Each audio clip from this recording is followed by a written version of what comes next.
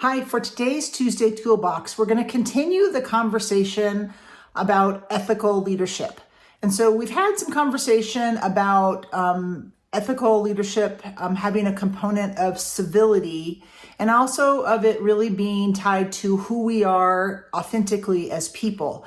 And today I want to talk about what we'll call community, or when we think about ethics, we can define morals as the thing internally that drives us, and ethics are the thing that globally or externally in the environment, kind of there's an agreed upon way that we're going to behave or interact with each other.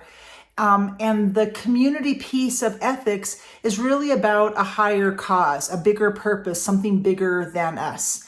And it is an interesting conversation when you think about in the United States, there is a healthy tension, I think, between who we are as individuals and being self-sufficient and who we are as a community or as a larger group of people, and how do we work with each other, support one another, and be there for one another, and what does that look like from an ethical standpoint.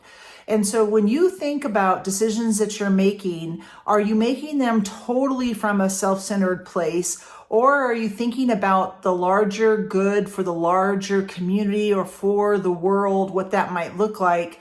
So you might stop and think about some of the big decisions that you've made recently or in the last 6 months and ask, were these totally self-centered decisions that I made?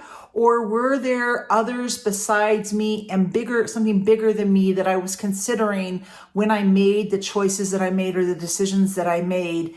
And were there community or world influences in how I made that decision?